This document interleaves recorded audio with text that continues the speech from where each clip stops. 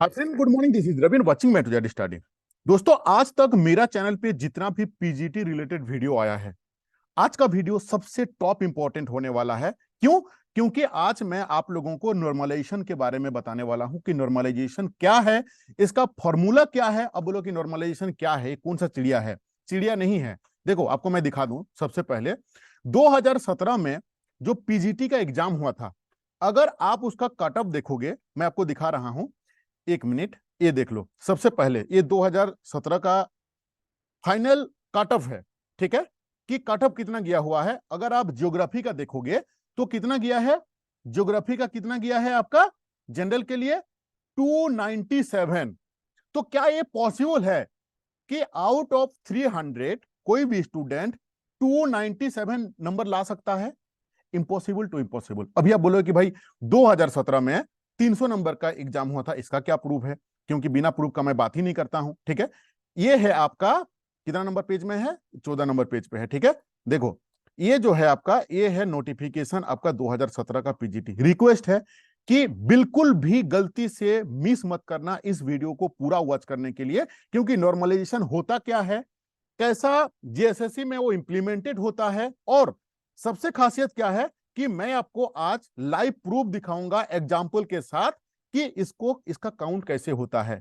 इसका पीडीएफ आपको कहां पे मिल पाएगा? ये वेबसाइट है जेएसएससी का। हो सकता है कि आपको अभी तक मिल चुका है, जिनको नहीं पता है कैसे फाइंड आउट करोगे 2017 का जो काट ऑफ गया था वो कैसे गया था, इस बार काट ऑफ क्या होने वाला है, सारी चीज को मैं विस्तृत से बताऊंगा। और आपको पता है कि मेरा आदत ही है कि कोई भी चीज को आपको डिटेल्स में समझाने के लिए, इसीलिए पहले ही मैं आपको सॉरी बोल लेता हूं, क्योंकि वीडियो थोड़ा सा लेंथी होगा। अगर आपके पास टाइम नहीं है तो यहीं पे बंद कीजिए।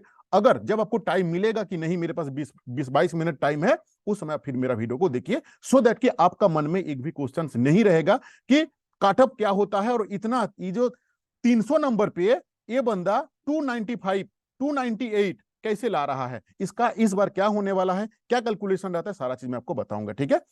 अब देखो कहां पे मैं था आपका 2017 का। ये है पीजीटी का नोटिफिकेशन, ठीक है। इसका कितना नंबर पेज में था वो? ये था आपका 14 नंबर पेज पे, ठीक है। देख लो 14 नंबर पेज पे सबसे पहले क्या लिखा हुआ है कि ये नॉर्मलाइजेशन इस बार होने वाला है, क्योंकि पीजीटी में नॉर्मलाइजेशन क्या होता है, एक एग्जाम अगर एक ही शिफ्ट में अगर कंप्लीट नहीं हो पाता है due to high number of student के चलते, अगर एक ही शिफ्ट में एक साथ में सारे स्टूडेंट का अगर एग्जाम नहीं हो पाता है तो उस समय क्या होता है, नॉर्मलाइजेशन होता है। आगे मैं बताऊंगा। तो 2017 में भी नॉर्मलाइजेशन हुआ था, ठीक है। अब देखो 2017 का मैं अगर आपको नंबर दिखा दूं कि ये है आपका पेपर 2, ठीक है, द्वितीय पत्र में कितना है, टोटल क्वेश्चंस आपका था 150 क्वेश्चंस, 3 घंटा का। और एक एक क्वेश्चन जो था आपका 2 नंबर करके था। अगर एक एक क्वेश्चन पे 2 नंबर रहेगा और 150 क्वेश्चन रहेगा, इसका मतलब आपका 300 नंबर का एग्जाम था। ये अभी हम लोग समझ गए। लेकिन 300 में से 295 लाना क्या पॉसिबल है? Impossible to impossible, next to impossible है ये, ठीक है। अगर मैं आपको ये दिखाऊं, ये है जीव विज्ञान का 294 कितना आउट ऑफ 300, ठीक है। और ये तो बाकी का है, ये आपका मतलब जनरल है, ओबीसी है, एसटी एससी ओबीसी सारे का डिटेल्स दिया हुआ है, but same as it is है। बस मैं एक एक एग्जांपल ले रहा हूं सो दैट कि नहीं तो काफी ज्यादा लंबा वीडियो हो जाएगा, 2-2.5 घंटा का वीडियो हो जाएगा, ठीक है। अभी अगर मैं आपको दिखाऊं, ये हो गया ज्योग्राफी का 297, ठीक है। इसके बाद अगर हम ये बात करें इंग्लिश का, तो इंग्लिश का ज्यादा नहीं गया था 232। चलो ये एक्सेप्टेबल हो भी सकता है, बट क्या एग्जैक्टली क्या है वो हम आपको बताएंगे, ठीक है। संस्कृत का देख लो, ये क्या कौन सा ये का है, ये है आपका संस्कृत का, ठीक है। ये संस्कृत विषय का है, 280 गया था, ठीक है।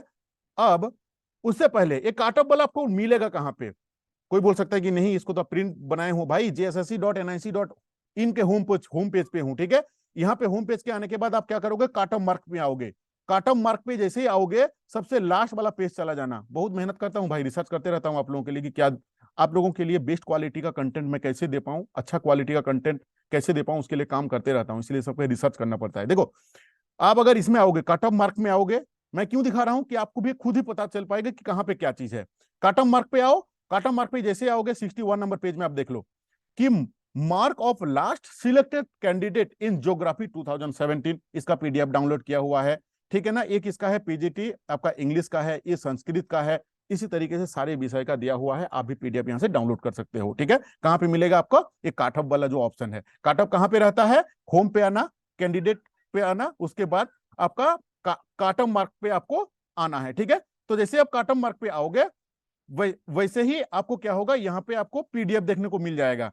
ठीक है, नेक्स्ट नेक्स्ट अभी हम आपको यह बताते हैं कि नॉर्मलाइजेशन का। ठीक है, देखो नॉर्मलाइजेशन के लिए आपको क्या करना है, जेएसएससी ने नॉर्मलाइजेशन कैसे होता है उसका पीडीएफ आपको यहां पे दे के रखा हुआ है। ये आपको दे के रखा हुआ है, देख लो gssc.nic.in, इसका नॉर्मलाइजेशन का जो फॉर्मूला है, ये पीडीएफ दिख रहा है आपको। इसको जैसे ही आप क्लिक करोगे ये आ जाएगा उसका नॉर्मलाइजेशन का प्रोसेस। कि नॉर्मलाइजेशन क्या है, अब मैं आपको बताया कि एक ही बैच में अगर ज्यादा स्टूडेंट्स को, नंबर ऑफ स्टूडेंट्स ज्यादा हो जाते हैं तो नॉर्मलाइजेशन किया जाता है। अब ये फॉर्मूला से क्या होता है, हम लोगों का नॉर्मलाइजेशन किया जाता है, इसके बारे में भी हम आपको डिटेल्स में बताएंगे। बस रिक्वेस्ट है कि पूरा वीडियो को वॉच कीजिए। इससे पहले, इसका डिटेल्स में समझाने से पहले, और आपको मैं एक एग्जांपल के साथ दिखाऊंगा कि ये कैसे हुआ है, इस बार का क्या पॉसिबिलिटी है, इससे पहले छोटा सा इंफॉर्मेशन सबके लिए है कि जो कि जानना जरूरी है। ठीक है, देख लो, मैंने मैं आप लोगों के लिए एक ऑनलाइन टेस्ट अरेंज करवाने जा रहा हूं। ठीक है, और आपको एक गुड न्यूज है कि मैं इसको परसों ही अनाउंस किया था और मेरा 70% ऑलमोस्ट जो मेरा टारगेट था, यानी कि जो मेरा कैपेसिटी का अंदर आप बोल सकते हो 70%, 100 में से 70% मेरा कंप्लीट हो चुका है स्टूडेंट। अब इसके बारे में थोड़ा सा जान लो। अगर आपको ऑनलाइन टेस्ट देना है मेरे से तो आप दे सकते हो। अब ये ऑनलाइन टेस्ट क्या है, देखो, conducting an online test through Google sheet. आपका जो टेस्ट होगा ऑनलाइन वो कहां से होगा? गूगल सीट से होगा। ठीक है, ग्रुप में आपको मैं ऐड करूंगा, उस ग्रुप में मैं लिंक डाल दूंगा। आप जैसे ही गूगल सीट का लिंक को ओपन करोगे वैसे ही क्या होगा, आपका नाम आएगा, आप नाम फिल करोगे, अपना टाइप करोगे नाम, उसके बाद आपको एक तो डेमो नंबर, रोल नंबर दे देना है। उसके बाद आपका जो 150 क्वेश्चन है वो एज इट इज आते रहेगा। आपको टाइम मिलेगा 3 आवर्स का। ठीक है, आप घर बैठे आपका टाइम के अकॉर्डिंगली, ऐसा नहीं कि जो टाइम मैं दूंगा, नहीं, मैं दे दूंगा एक टाइम, उसमें अगर आप दे पाए तो वेरी गुड, वेरी गुड। अगर नहीं भी हुआ आप आपके, जब आप फ्री रहोगे, बट नॉन स्टॉप आपको क्या करना है, एक ही समय पे जब आप देखो कि नहीं मैं फ्री हूं इस समय, तो मुझे इस समय आपको देना है। उससे क्या होगा, ये नहीं कि मैं 10 गो क्वेश्चन किया जाके थोड़ा सा नाश्ता कर लूं, नहीं, आपको ये सोचना है कि मैं एग्जाम हॉल में बैठा हूं। और एग्जाम हॉल पे इसीलिए बैठना हो क्योंकि आपको ये भी पता होना चाहिए ना कि 3 घंटा मैं नॉन स्टॉप बैठ पा रहा हूं कि नहीं। 3 घंटा के अंदर पे मेरा मेमोरी क्या थक जा रहा है, वीक हो जा रहा है, या एक्टिव मोड में है, इसका भी टेस्ट हो जाएगा। और आप अभी तक कितना पानी के अंदर पे हो इसको भी आपको पता चल जाएगा। क्या कौन कौन सा सब्जेक्ट रहेगा इस टेस्ट के अंदर पे? हिस्ट्री का, ज्योग्राफी का, हिंदी का। फिलहाल आने वाले दिन पे मैं फिर इसको मैं एक्सटेंड कर सकता हूं नंबर ऑफ सब्जेक्ट को। डेली आपको 1 सेट मिलेगा। 1 सेट्स के अंदर पे क्या क्या रहेगा, 3 घंटा का एग्जाम होगा, 1 सेट मिलेगा डेली। एक एक से लेके 5 तारीख तक डेली टेस्ट होगा। डेली आपको मिलेगा 1 सेट। 1 सेट के अंदर पे आपका 150 क्वेश्चंस रहेगा, यानी कि 5 दिन पे आपको 5 सेट मिलेगा। ठीक है, अब लास्ट जो है 6 अगस्त को 1 तारीख से टेस्ट होगा पेपर 2 का 5 तारीख तक, और 6 अगस्त जो है वो पेपर 1 का होगा। आपको पता है कि मेरा रूल रहता है कि एक चीज पे एक फ्री, आपको पता है ये चीज, कैसे पता है वो भी मैं आपको बताऊंगा। मेरा पेपर 2 का जो फी है वो है 500 रुपीज। जो 500 रुपीज देके ये 5 दिन कंटिन्यूअसली टेस्ट देना चाहते हैं, उसके लिए पेपर 1 का ये जो 6 अगस्त का होने वाला है उसका पैसा नहीं लगेगा। लेकिन अगर कोई स्टूडेंट चाहता है कि नहीं मुझे ओनली पेपर 1 का टेस्ट देना है, तो फी है ओनली 100 रुपीज। ठीक है, ये देख लो मेरा व्हाट्सएप नंबर 6205600622, स्क्रीनशॉट ले लो, या तो मेरा नंबर हर एक वीडियो में रहता है 8145355243। इस टेस्ट में क्या क्वालिटी रहेगा, खासियत क्या है, ये टेस्ट हम क्यों दे, आपका मन में ये भी क्वेश्चन आना चाहिए कि ये टेस्ट हम क्यों दे। क्योंकि आपको पता है कि खास करके पीजीटी के लिए, अगर आप स्टार्टिंग से मेरे से जुड़े हुए हैं, कि मैंने कितना माइक्रो लेवल पे इसको रिसर्च किया हूं। शायद कोई यूट्यूबर होगा, कोई चैनल वाले होंगे, कोई कोचिंग बताए होंगे आपको कि पेपर 2 का सोर्स ऑफ सिलेबस क्या है, पता नहीं, अगर कोई बताया होगा आपको मेरा चैनल छोड़ के तो आप मुझे कमेंट करो कि सोर्स ऑफ सिलेबस क्या है। अगर हम बताएं, आपको पता है कि मैंने हजारों स्टूडेंट्स को पेपर 2 का नोट्स दिया हूं। नोट्स क्या था कि किन किन के सब्जेक्ट का, हिस्ट्री, ज्योग्राफी, हिंदी, इकोनॉमिक्स। अब मेरा क्वेश्चन क्या था कि ये टेस्ट आप क्यों दोगे, क्योंकि आपको जो मैंने नोट्स इससे पहले हजारों स्टूडेंट्स को मैं दे चुका हूं वो सोर्स ऑफ सिलेबस से। आपको अगर नहीं पता है तो जान लो कि हिस्ट्री, ज्योग्राफी, हिंदी का जो सोर्स ऑफ सिलेबस है वो है यूपीएससी। यूपीएससी का जो ऑप्शनल सब्जेक्ट है वहीं से सिलेबस को कॉपी किया गया है। तो मैं जो क्वेश्चंस बनाऊंगा डेफिनेटली मेरा सोर्स को ध्यान पे रखते हुए, क्योंकि लास्ट 1 साल से मैंने जो नोट्स दे रहा हूं वो पूरी यूपीएससी का ऑप्शनल सब्जेक्ट का कंटेंट। क्यों? जब तक आप उसका मेन जड़, जहां पे आपका सिलेबस पैदा हुआ है, जहां से झारखंड सरकार कॉपी करके हमारे एसएससी जेएसएससी वाले यहां पे पेस्ट मारे हैं, उस सोर्स का नाम है यूपीएससी ऑप्शनल। तो यूपीएससी का ऑप्शनल का जो कंटेंट मैं स्टूडेंट्स को देता हूं, क्यों हजारों स्टूडेंट्स मेरे से लिया हुआ है?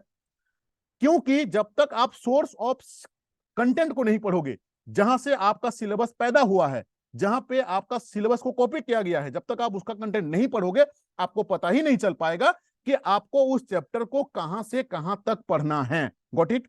अब फॉर एन एग्जांपल सिंधु घाटी सभ्यता आप तो बचपन से पढ़ते आ रहे हो, लेकिन पीजीटी के लिए कहां से कहां तक पढ़ना है आपको पता नहीं चल पाएगा जब तक आप उसका सोर्स को नहीं पकड़ोगे जहां पे सिलेबस पैदा हुआ है। इसीलिए मेरा जो क्वेश्चंस भी रहेगा वो भी आपका लेवल को मेंटेन करते हुए, क्योंकि आपका जो यूपी पीजीटी है वो UGC net GRF LT grade का ही एक पार्ट ऑफ बॉडी है, उसी लेवल का ही है। तो सारे क्वेश्चन ऑफ कलेक्शन मेरा जो रहेगा वो आपका अप टू मार्क रहेगा, मतलब स्टैंडर्ड का बिल्कुल भी हम कॉम्प्रोमाइज नहीं करेंगे। ठीक है? तो मेरा जो नोट्स लिए हुए हैं हजारों स्टूडेंट्स, क्योंकि मैं स्टार्टिंग से बताया हूं कि पेपर 2 का कोई भी शॉर्टकट ट्रिक्स नहीं है, कोई भी शॉर्ट नोट्स आपका काम करने वाला नहीं है। जब तक आप सोर्स ऑफ सिलेबस को नहीं पकड़ोगे you will not get a good result. ठीक है ना? तो इसका फी, मेरा जो नोट्स का फी था ओनली 500। पूरा मार्केट पे पता कर लेना, अगर कहीं पे भी 5000 का नीचे पीजीटी का कोई 5000 का नीचे कोई बात ही नहीं करता है। लेकिन स्टूडेंट जो है ना खुद एक बेरोजगार के समुद्र में डूबा हुआ है, ये चीज मैं मानता हूं। इसीलिए मैं 500 रुपया में पेपर 2 का, ध्यान रखना 80%, कितना परसेंट? 80% मैं नोट्स देता हूं, 100% बाबू नहीं सकता हूं। और मैं क्या, जिन कोचिंग सेंटर का फी हजारों हजारों 5000 10,000 है ना, वहां पे भी शायद ही 100% कंटेंट मिल पाता है। पता नहीं, शायद वो लोग देते होंगे, बट मेरे पास अवेलेबल नहीं है। हम आपको 500 पे 80% नोट्स देंगे, क्योंकि पीजीटी का 100% नोट्स अरेंज करना इम्पॉसिबल हो जाता है, नेक्स्ट टू इम्पॉसिबल हो जाता है। ठीक है? यानी कि 80% कंटेंट मिल पाता है। अगर आपको लेना होगा तो मेरा इस नंबर से आप क्या करो, 6205 600 622 पे कॉन्टेक्ट करके आप अभी भी नोट्स ले सकते हो, क्योंकि पेपर 2 का कोई शॉर्टकट ट्रिक्स नहीं है। ठीक है?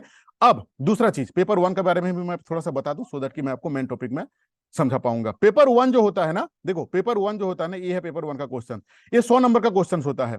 मैं इसीलिए बता दे रहा हूं क्योंकि हो सकता है कोई नया स्टूडेंट देखे इस वीडियो को और उसको थोड़ा सा यहां से हेल्प मिले। 100 नंबर का क्वेश्चन होता है, जिसमें से आपका 40 नंबर का रहेगा हिंदी, 40 में से 20 नंबर ग्रामर रहेगा, 20 नंबर आपका आंसर पैसेज रहेगा। ठीक है?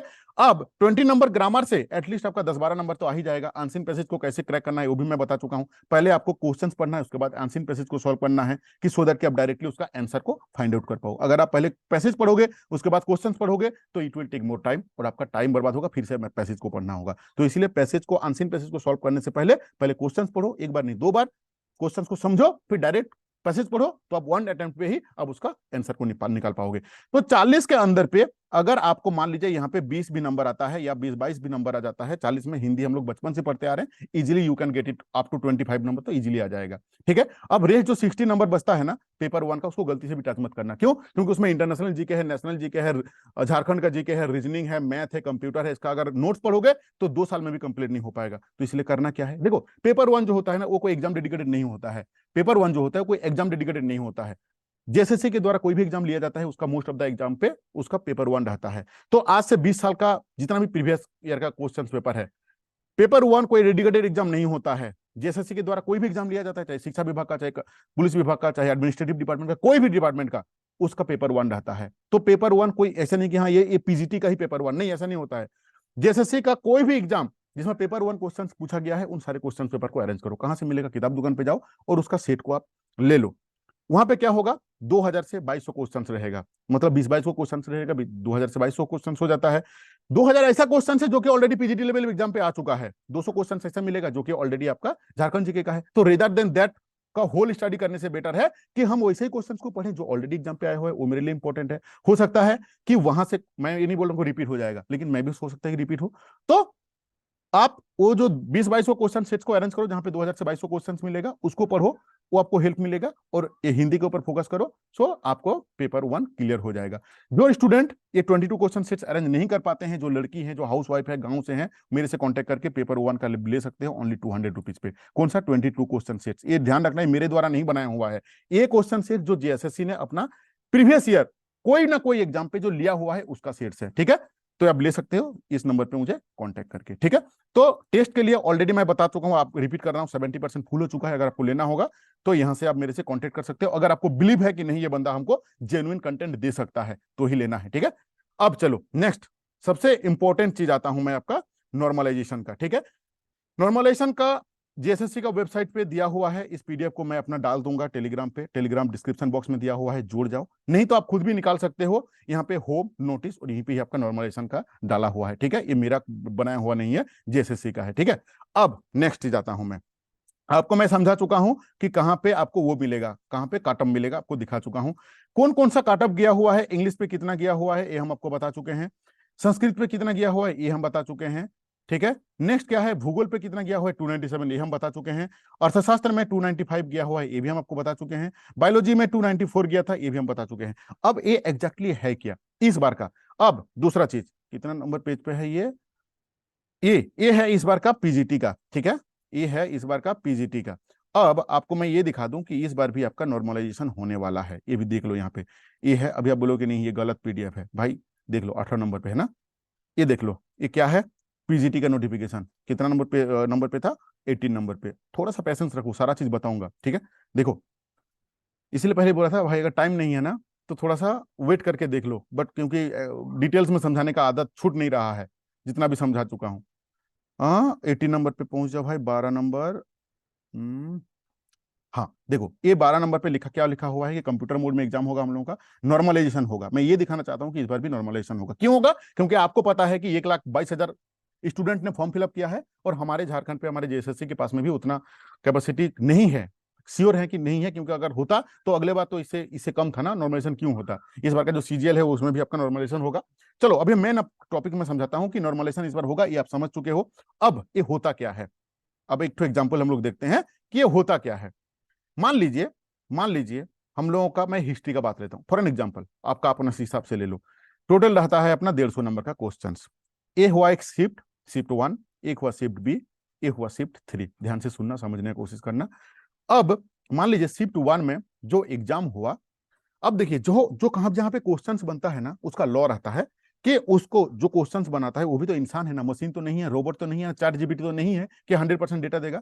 तो जो क्वेश्चंस बनाते हैं उनका भी हमेशा यही ध्यान रहता है, वही मतलब दिमाग पे रहता है कि सारे क्वेश्चंस का, सारे शिफ्ट का जो क्वेश्चंस होगा उसका जो कठिनाई का जो स्तर रहेगा वो इक्वलिटी रहे। लेकिन ये पॉसिबल नहीं हो पाता, क्यों, क्योंकि वो लोग भी इंसान हैं।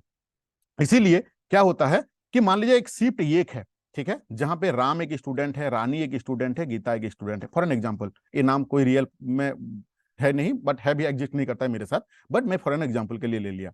अब शिफ्ट 1 पे 150 नंबर का जो एग्जाम हुआ, 150 नंबर पे हम लोगों का राम बाबू कितना लाए, 110 लाए, रानी कितना लाई, 115 लाया, गीता कितना लाई, 120 लाए।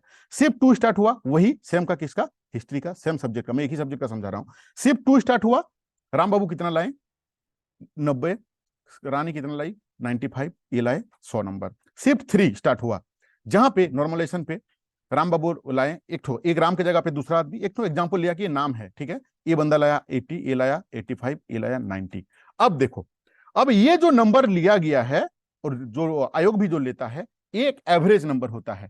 अब कोई शिफ्ट टफ हुआ, इजी हुआ, मतलब इजी से नीचे हुआ, एक ऐसे डिटरमाइन होता है जिन शिफ्ट का एवरेज बच्चा का नंबर, अगर मान लीजिए कोई एक शिफ्ट है जिसमें 150 नंबर का क्वेश्चन है और उसका एवरेज स्टूडेंट, यहां पे टफ जो स्टूडेंट होता है जिसका नंबर हाईएस्ट होता है उसको काउंट नहीं किया जाता है, ना लो का काउंट किया जाता है, एवरेज का।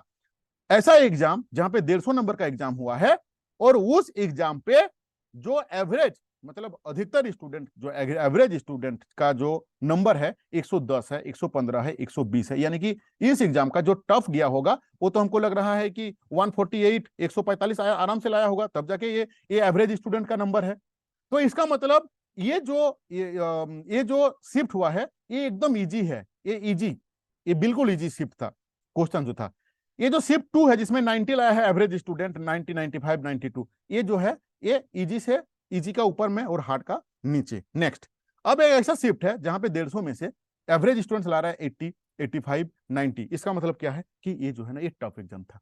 अब स्टूडेंट्स का तो गलती नहीं है कि भाई कोई कौन सा शिफ्ट में कहां पे टफ एग्जाम क्वेश्चन आ रहा है, कहां पे इजी क्वेश्चन आ रहा है, इसीलिए यहां पे इंप्लीमेंटेड होता है आपका नॉर्मलाइजेशन। और ये सिर्फ यहाँ पे नहीं, आपका चाहे सीटेट हो, चाहे एनटीपीसी का, रेलवे का, बैंकिंग का, आज के तारीख में हर एक जगह में। क्यों? क्योंकि इतना स्टूडेंट्स हो चुका है, इतना कंपटीशन हो चुका है कि कोई भी आयोग, नॉट ओनली जेएसएससी, कोई भी आयोग एक ही बैच में सारे स्टूडेंट्स का एग्जाम लेना पॉसिबल नहीं, इम्पॉसिबल, नेक्स्ट टू इम्पॉसिबल हो जाता है। ठीक है, तो अब यहां पे क्या होता है कि ये जो एवरेज, इसका जो नंबर है, अब एक एक नंबर को डिफाइन किया जाता है। ये नंबर कौन सा डिफाइन किया जाता है? इस पीडीएफ में डिटेल्स में दिया हुआ है। ठीक है, इस पीडीएफ का डिटेल्स जो है ना, मैं ये जो जेएसएससी का वेबसाइट से मैं लाया हूं, कई मेरे बनाया हुआ नहीं है। एक ये जो फॉर्मूला लगा हुआ है, इस फॉर्मूला को अगर मैं एक्सप्लेन करूंगा तो काफी लंबी वीडियो हो जाएगा। अब यहां पे क्या किया जाता है, यहां पे आपका ये कहां चला गया, हाँ हाँ, यहां पे ये जो टफ टफ हार्ड एग्जाम हुआ है, एक नंबर डिफाइन किया जाता है, फॉर्मूला डाल के आयोग डालता है उसका, और यहां पे लाके नंबर को ऐड किया जाता है। ठीक है, अब ये जो एग्जैक्टली को जो कैलकुलेशन है, ये एग्जैक्टली कैलकुलेशन अभी तक 100% कंसेप्ट किसी का क्लियरिटी नहीं है। तो हालांकि मैंने इस पीडीएफ को पढ़ के समझा है अपना लेवल पे, आप भी इसको एक बार जरूर पढ़ लें, हो सकता है कि मेरे से ज्यादा क्लियरिटी आपको भी मिल जाए, है ना। तो इसका पीडीएफ को जरूर देखो, काफी इंपॉर्टेंट चीज है, नॉर्मलाइजेशन ही है एक चीज जहां पे इजी, कोई खुश तो नहीं करे मेरा एग्जाम तो बहुत अच्छा गया है क्योंकि इजी था, नहीं रे भाई मत खुश हो जाओ। क्यों? क्योंकि जिसका इजी रहता है ना, वो इजी जो है नंबर जो है ना, वो जो हार्ड रहता है ना, हार्ड में भी आपका नंबर को ऐड किया जाता है और इक्वेलिटी लाया जाता है। नंबर को यहाँ पे एडिशनल ऐड किया जाता है। कितना नंबर ऐड किया जाता है, कौन सा कैलकुलेशन होता है, क्या परसेंटेज होता है, ये डिटेल्स आपका उस पीडीएफ में है। ठीक है, तो आप भी पढ़ो, मैं भी उसके ऊपर मैं स्टडी कर रहा हूँ। 100% कंसेप्ट अभी तक मेरा भी क्लियरिटी नहीं है। ठीक है ना, मैं भी कोशिश कर रहा हूँ, क्योंकि सिर्फ इसके ऊपर में आयोग ही है जो कि 100% बता सकता है। लेकिन मोटा मोटी आप ये चीज समझ लो कि जो इजी वाले शिफ्ट रहेंगे, बहुत ज्यादा खुश मत हो जाना। जो टफ होते हैं उसमें दिल मत दुखाना कि नहीं यार मेरा तो हम लोग का शिफ्ट बड़ी बेकार हुआ है, नहीं, क्योंकि नॉर्मलाइजेशन है, इंसाफ देने के लिए नॉर्मलाइजेशन है, जिसमें हार्ड होता है वहां पे नंबर ऐड होता है। ठीक है, तो thank you to watching this video. आपका डिस्ट्रिक्ट क्या है, कहां से मेरा वीडियो को देख रहे हैं, नाम और डिस्ट्रिक्ट आप लिखना, सो दैट कि जो नाम और डिस्ट्रिक्ट लिखेगा उसको मुझे यह पता चलेगा कि वही बंदा है जो मेरा वीडियो को लास्ट तक वॉच किया है। कमेंट करना, कमेंट का इंतजार रहता है, लेकिन 100% रिप्लाई नहीं कर पाता हूं due to shortage of time. Thank you to watching this video.